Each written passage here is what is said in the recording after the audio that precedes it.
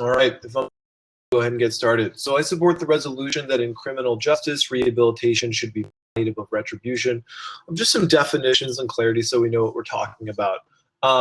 Really what we're discussing is what's the appropriate response to crime. Should we choose one that favors people being rehabilitated to be re-entered back into society, or should we favor a punishment system that focuses more on vengeance, giving people an eye for an eye or a tooth for a tooth? So the resolution is asking about what our choice should be when we're given the opportunity to punish someone. And as affirmative, I support that we should be rehabilitating. With that, let's move into how we would make our decision. Now, this is a value resolution, and to make our call, we need to have some sort of weighing mechanism.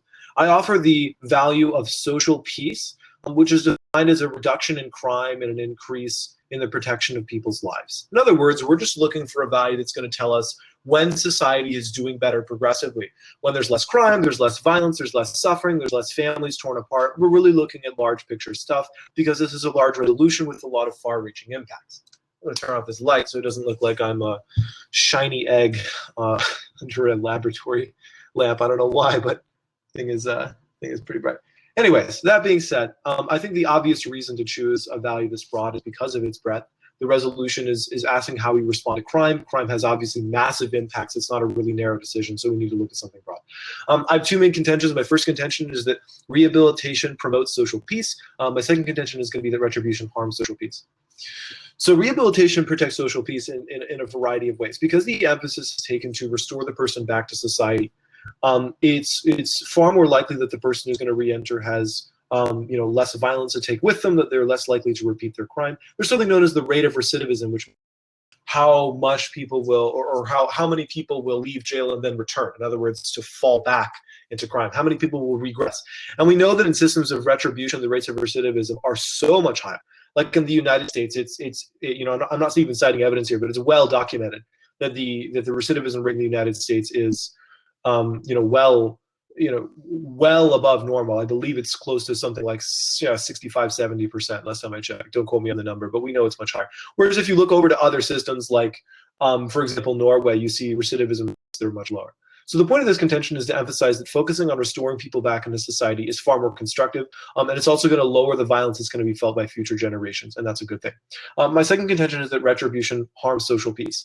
Now, I understand what my opponent's going to say. He's probably going to say something like, well, we have to hit them really hard so that they know not to come back. But that doesn't really work out when we try it. Look, in the United States, like we mentioned, like the rate of recidivism being so much higher, the United States jails more people than any other country in the world. We have 25% of the world's prison population with only 4% of the world's population. Whereas other countries like Norway that focus on rehabilitation see greater social peace and greater reduction in crime. The basis of my opponent's case is exactly why I disagree with it. Now, I want to start off by relatively agreeing to his definitions. I think they're pretty fair. I want to make one clarification. Retribution, when we talk about it, it really has to be a level of proportionality and a deserved punishment. Otherwise, it's really just revenge, and that's not really a fair comparison. With that in mind, though, I want to contest his weighing mechanism, that of social peace, with a real core issue weighing mechanism. He talks about the big picture. I think we should look at the bigger picture. You can write down my value as that of human dignity. Human dignity. Now, to understand the basis of my opponent's argumentation of social peace, why do we even care about what goes on in society? Well, we value what goes on in society because we think that people in that society have inherent worth. Human dignity we can simply define as the difference between us and animals, what makes us special, that being our free will, our ability to rise above human instincts and do things extraordinary. Now, the important thing to note here is that this is the core issue we're going at here. The reason why I think this is a better way of weighing the resolution than the social peace is because this addresses a deeper, more important issue that affects not just the idea of social peace, but society as a whole. With that in mind, I have one major contention for the argumentation. You can simply write this down as rehabilitation denies free will. Rehabilitation denies free will. The A point under this is an assumption of victim of circumstance. The idea here of rehabilitation is that if we put people in a different circumstance, it will inherently change their behavior to be more beneficial. What this does is it does one thing. It undermines an inherent truth, the inherent truth that people make these choices of their own free will, right? I think we can agree that the overall majority of criminals make the choice to go rob that bank or something. In that area, they have that free will. And to say that people are just victims of circumstance assumes that they don't really have that free will and undermines their humanity. The problem with this is that when you undermine humanity, you are basically debasing people to a lower level. You're saying that since they don't have free will, that we could just change them by putting them in a different circumstance. We're no better than humans. This is ideologically, if we debase humans at this level, we're ideologically promoting bad things. Like, it's okay to be very racist. It's okay to be cannibalistic. It's okay. Basic idea of where human rights come from, believe that humans are inherently special. The B point under this is immoral rewards. The idea of rehabilitation is that we can morally reprogram people to be in a better moral system so that they know what's right and wrong this time. The problem is if somebody comes in and beats you, if we talk about like if a kid steals a cookie out of a cookie jar, you don't give them the entire cookie jar. The basis of rehabilitation is that if a criminal does something bad, we should reward them by forcing them into a moral reprogramming system. This is inherently flawed and an immoral thing. You wouldn't give Hitler a lollipop for killing 6 million Jews. You don't reward bad ideas with good things. Because of that, I stand against the resolution and pass the mic. Just a couple questions for you. First off, you said you believe that human dignity beats social peace because it focuses on society, right? I believe it's a core issue. Like, the only reason we even care about social peace is because we believe that the people in that society are more important. And when we talk about social peace, we're not even looking at society as a whole. We're just like, for example, like if everybody in theory was in a box, that society would be at peace, even though like if everybody was in jail, that would suck. So social peace doesn't look at society? Is that what you're telling me? No, so social peace looks at society, but it looks at a narrower version. And my weighing mechanism addresses the core issue of why we even care about society. And I think that because it's more issue that even addresses more areas than just society, but government obligations in general, I think it's a deeper, more valuable weighing mechanism. So if social peace doesn't look at society, what does it look at? Oh, it does look at society. It just looks at what I'm saying is it's looking at the smaller area of society. Like, it's looking at what inherently leads, like if we put social peace as our highest value, then what we're advocating for is something that would bring out less turmoil in society. But the problem is one, that's the decision of what is turmoil and what is good or bad for society. But two, in theory, we could justify putting everybody in prison and there would be no turmoil. I'm talking about a deeper issue of why we even have society as an issue. Gotcha. Okay. Let's just address the framework first. So first off, he says that retribution means proportionality.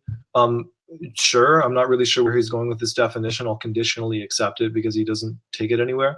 Let's move on to his value of human dignity. So this is a false value debate. There's no difference between human dignity and social peace. And he's, inventing words like social peace doesn't look at society. I mean, the word society is directly related to the word social. Like, there's no difference between our values. He's just tossing one out. I'll agree to value. Burn social peace to the ground. I'm still going to win with it.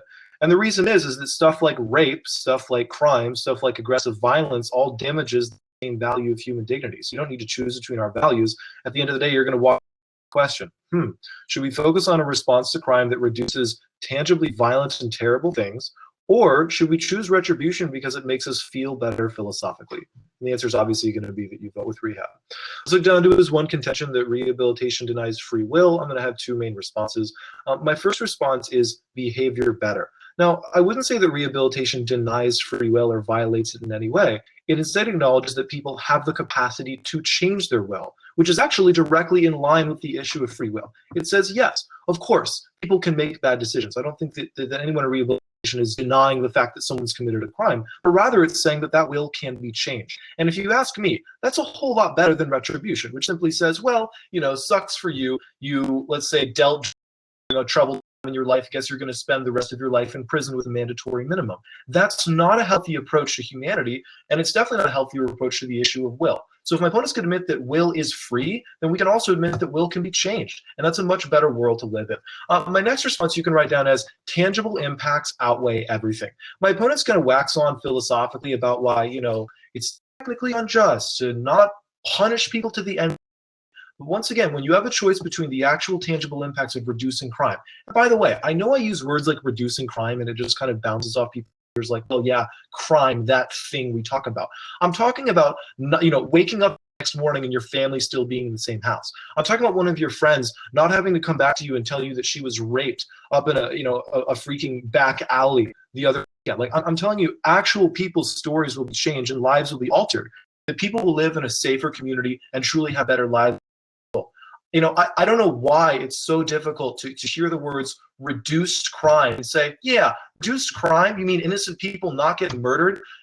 Bystanders not getting shot? People not being ripped out of their homes? No, no, no, no, no. I'd so much rather punish people to the nth degree, even though I know that it increases that stuff. So the tangible impacts, unless my opponent's willing to tell you that stuff like, increasing rates of rape is worth the philosophical satisfaction of retribution, he doesn't have a case. I have the tangible impacts because of reduced recidivism and those outweigh everything.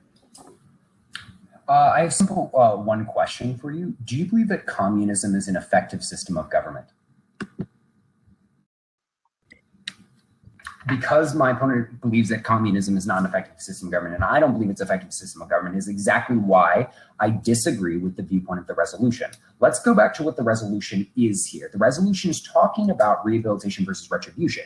Now, rehabilitation assumes the idea that people are victims of circumstance, which he agrees to. He says, well, we can change, and that change will. It assumes that people are put in these situations, not because they choose to, but because the right and wrong, because they are not really fully aware of the right and wrong that their circumstances force them to.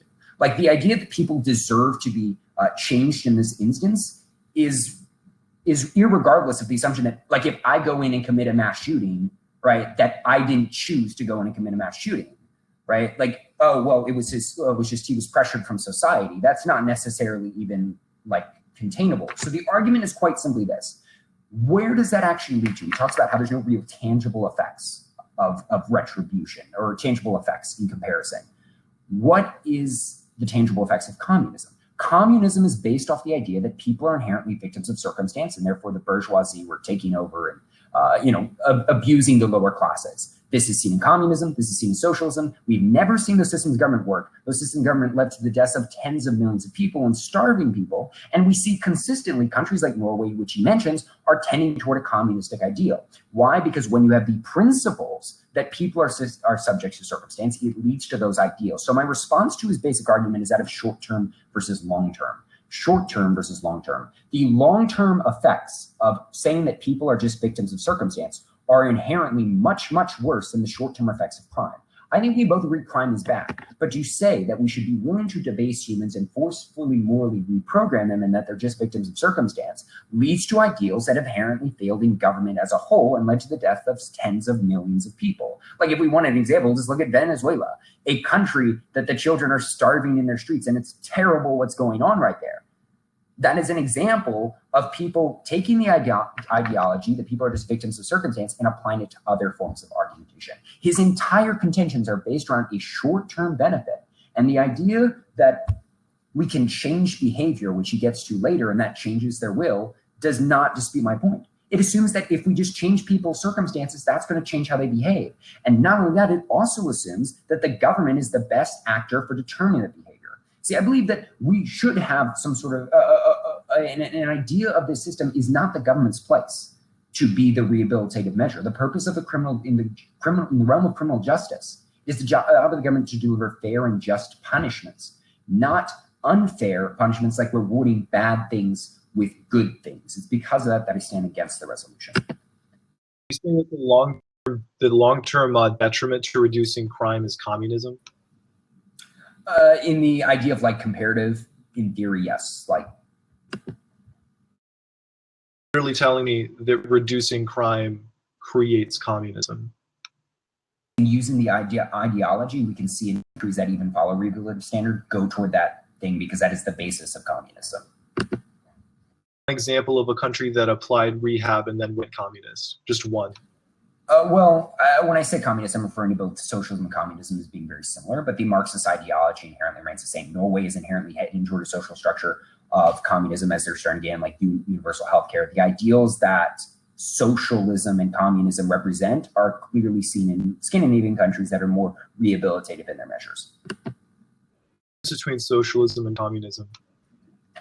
In terms of practical effect, communism inherently normally believes, from what I'm aware of, that we should institute it via more of like a physical revolution, while socialism believes we can normally change societies using their social structures and laws over time. Okay, this debate's really gotten out of hand. First off, let's start about the victims of circumstance thing. Never said that, never claimed it, not an argument against my case. I never said that people are victims of circumstance. The only thing I claimed is that people's behavior can be changed so that they're less violent and more peaceful, which is good and protects the value of human dignity. Both of me and my opponent argue is the thing that should be upheld. Next, Norway is communist. My response is no. It's not communist. There is a difference between communism and socialism. For example, I'll give you an example of a socialist policy. The government paying for high school, middle school, and elementary education, something that our tax dollars support. When you raise the tax rate so that the government can provide programs that benefit people independent of their choice of merit. I mean, I never earned the privilege of being able to go to school publicly for free. That's technically a socialist policy, doesn't make it bad. I mean, this is beyond just equivocation. This is just blatantly saying anything that resembles something socialisty or communisty must be somehow worse than increased crime rates. I have no idea how. And because reducing crime creates communism, it's eventually going to kill tens of millions of people. Like, logic isn't even close to accurate here. Lastly, he says short-term versus long-term. My response is slippery slope. Honestly, like, this isn't even a slippery slope. There's not even a slope to begin with. He's literally saying, well, yeah, you know the big danger about reducing crime is that you end up killing tens of millions of people with the communist ideology that follows it. Like, this is just so baseless. There's no analysis here. And once again, like, immediately once he starts arguing, he realizes that he's no longer talking about communism, and then he says, well, socialism, which is basically the same thing, but it's not. Communism is an utter eradication of rights where the government seizes complete control of everything that individuals own. Private property ceases to exist. In socialist, even in countries, that's not the standard. That's not how socialism works, and there's a difference between the two. The last thing he just says, like, he just throws this one out there at the very end. It says, like, by the way, like, in other words, like, my opponent may be right that we're reducing crime and netting positive impacts, but it's not the government's place. My response is then choose a different value. You said that human dignity is the value and how we should be making our decision. I have just proven that you protect your dignity by reducing crime rates. That means, like we said before, reducing things like aggression and violence, people being ripped out of their homes. And while I have a second, let me just remind you, by the way, that the greatest benefit to voting affirmative is not just like we happenstance remove some crimes in some area and gain them in others. We're talking about the next generation of people that will be incapable of protecting themselves. Reducing violent crime should be one of the most important issues in this round because it protects people from things that they can't protect themselves. So my opponent's going to say, well, the government, yeah, they shouldn't protect human dignity anymore. Then why did you present the value to begin with? If I win that we are reducing crime, and unless my opponent's willing to prove somehow we are going to lead into a genocide of 10 million people after we reduce crime, and he doesn't have a case, he's not winning an impact calc, and there's no other reason to vote for him. I have a question. When do we decide when a rehabilitative measure should end? It should end. Like, when do we decide that the rehabilitation has been enough? Like a policy model? Like, what's the exact year that we give? Well, no. Like, do we decide that we should stop rehabilitating when they've been reformed? Is that the basis? Yeah, I think what you're asking is when do we know that they've been reformed, and that's like a highly technical question that obviously there's not for in terms of the crime they commit and the severity, of the incident. So we might say that someone, we take a psychological evaluation. It took someone 5 years. It all depends on the crime and the situation, but all we know is that rehabilitation models do work and reduce crime. And since you haven't contested that, there's not really an argument to be made on the policy detail level. Okay, I think the argumentation my opponents use talking about equivocation of arguments applies both to him as well, and we're going to address that through several issues. First off, he talks about, and what was kind of the theme of his entire last speech was the idea that I am saying that reducing crime equals communism. No, like, you could reduce crime and do things that wouldn't lead to any sort of communistic or socialistic ideology. The basis of his argumentation here is that in this instance, to apply the ideology that people are victims of circumstance is the same ideology that we lead toward a more Marxist ideology, which is my argumentation that fails. Let's examine his arguments off of this. Well, he talks about, well, he didn't necessarily say victim circumstance. He said people could change. My point here is that it concedes the point that the reason they were the way in the first place was because of their circumstance. And if we put them in a different circumstance, their decisions will change. What that means is that people are just robots. People don't really have free will. And even if we ask ourselves, when does rehabilitation end? That's different for every person in theory, even if it worked. Why? Because people have free will. And if it's my opponent's contention that we should have the government to inherently decide what makes, when this is appropriate, is him ignoring the basic idea of human dignity, that everyone has their free will and should and acts in that way. He is not responding to the basic argument that you are rewarding bad behavior with good policies. Even if he says that, well, it works and that we're doing good things. He is saying that the government should go in and morally reprogram people to create a more beneficial society. That was the basis of his argumentation. It is my argumentation that inherently disparages human dignity and ignores the basis that people have free will. Like, even if we dropped the example of socialism, even the view of socialism as modern slavery with positive rights, and that's a whole other argument that we could get into. Even if we ignored that, he is still upholding this ideology of inherent moral reprogramming, and that the government, the criminal justice system, is the best instance for that. It's not necessarily true. He didn't dispute my point that I was talking about. What is the basis of the criminal justice system? I could say the stupid argument of the name, well, it's to bring justice to criminals, but the basis of the criminal justice system is to exact fair and just punishments. It is not fair. It is morally wrong. It is unethical to go and give, to reward bad behavior with good. That is inherently not just, and that inherently goes against any basic idea of what we view in terms of the resolution, which is why I disagree with it. Just same page, you believe we should take responses to punishment that protect human dignity at large, right? I think that inherently, though, yes. Yeah. So up to this point in the debate round, just so we're all on the same page, there is no impact larger than reducing crime. There is no tangible way to protect the dignity of humanity by ensuring that the next generation of people that walk the streets won't do so in fear, won't do so at the threat of violence, and won't do so at the risk of being ripped away from their family and the quality of life that they've previously held. There's no greater impact. You can go on and on and on and say, offer where say, well, the word justice is in criminal justice, so we must take the justice. I'm just going to then assume will be vengeance and retribution. Like, there's not even an impact calculus discussion, because there are no impact. Like, he's just asserted government shouldn't do this for some reason, even though it protects human dignity. He's asserted, well, actually we'll go all communist and battle for human dignity, but then we realize that that's not logical. Like, there's nothing to compare here. So argument about, he says, well, yes, I know you didn't say victims of circumstance, but it's kind of similar to communism, so fair enough. My response is logical fallacy to say, well, you're somewhat synonymous with another ideology, requires like a complex chain of assumptions I'm not going to get into, but it's obviously fallacious. You cannot simply say, because you are interested in protecting people because you believe they're a victim of circumstance, which is something communist must be communist. Like, that's just so far from logical. Okay, next thing he says is, well, you're rewarding bad behavior. Okay, my response is restoration requires sacrifice. I agree. I'm not punishing people as hard as my opponent is. This is not a get out of jail free card and a pot of gold and a pension. That's not what we're giving people. The programs that people go through to rehabilitate them can take many years in some instances, and they require sacrifice. They're difficult. You're not allowed to freely leave whenever you want to. You have many of your freedoms restricted. So his idea that we're rewarding bad behavior is just palpably false. We're not rewarding it. I agree we're going softer, because I think going softer works and accomplishes the most in the debate round, which is crime reduction. Like, until he can offer you something that's more tangible and better than crime reduction, this debate doesn't continue. Either he says there's something more important than crime reduction, which I'm waiting for what it is, please tell me. Or he says that rehabilitation doesn't reduce crime. But none of those arguments are getting out of the water, and so the conclusion is, if reducing crime matters the most, because it's the most tangible and protects human dignity the most, and I get to it.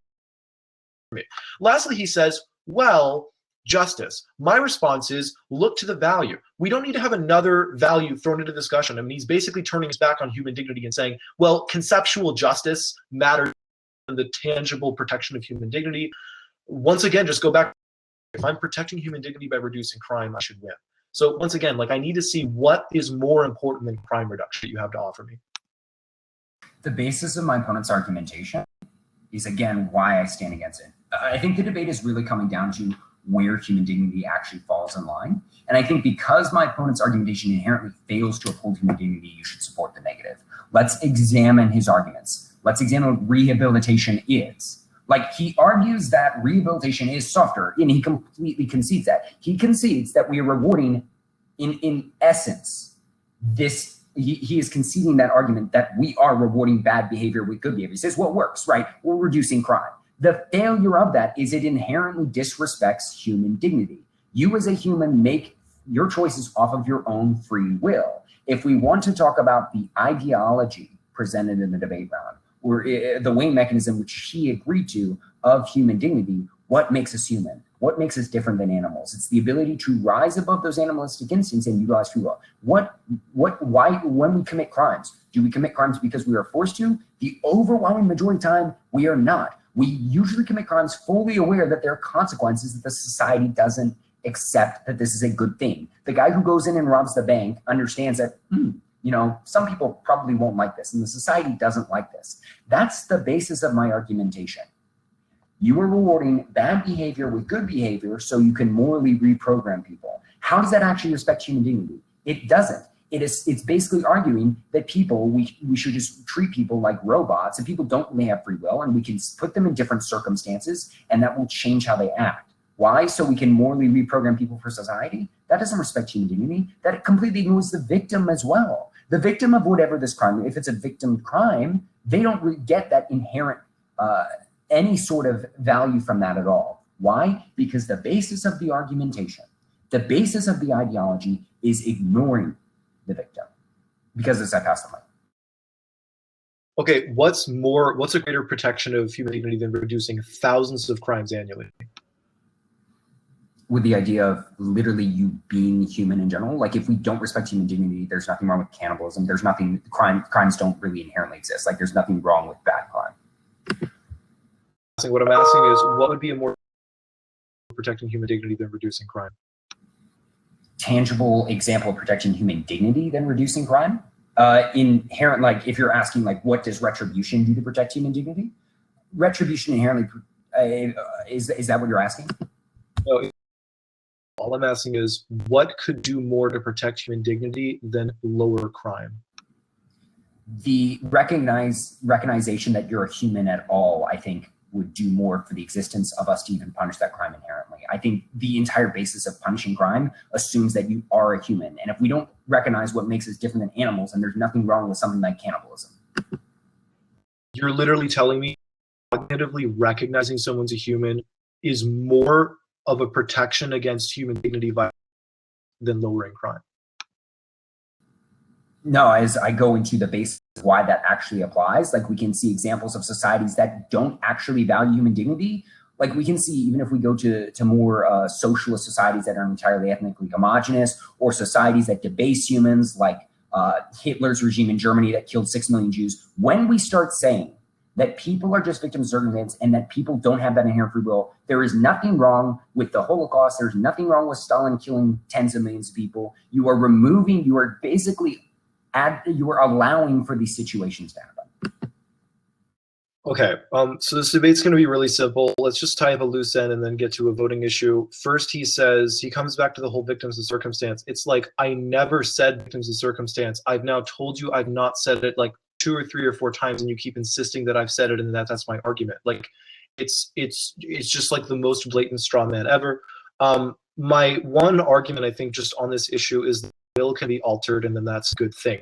If you were ever spanked as a child, if you were ever corrected by someone older and wiser than you, then you recognize that people's will can be altered for the better. The fact that you use a word like free will implies that there are options, and I'm saying let's encourage people to choose the better ones. Your voting issue is very simple. The first question is, what do we use to decide? The value is human dignity, which means protecting people's, basic standards of quality of life and ensuring that rights are safe. That's what human dignity basically relates to. I've argued that it reduced thousands of cases of rapes, murders, assaults. I mean, like, how much more vivid do we need to get to understand that reducing crime is the greatest impact? Or you can choose the philosophical satisfaction of, cognitively recognizing that a punishment was strong enough. The choice is between thousands of cases of murder, rape, and violence, or my opponent's philosophical satisfaction. I want to address the 2 points my opponent brought up. First off, we talked about how he never said that the argumentation that that people are victims of circumstance. He never responded to my point that his argumentation inherently implies that if we just change circumstances, people's will be changed. We're treating people like robots. His definition, he redefined what human dignity was from what I defined in my first speech as what makes us different than animals. Our free will is what leads us to human dignity, what gives us value, our human rights. The basis of this argumentation is why you should negate the resolution. Why? Because this assumes that we shouldn't treat people as robots and we should treat people as humans.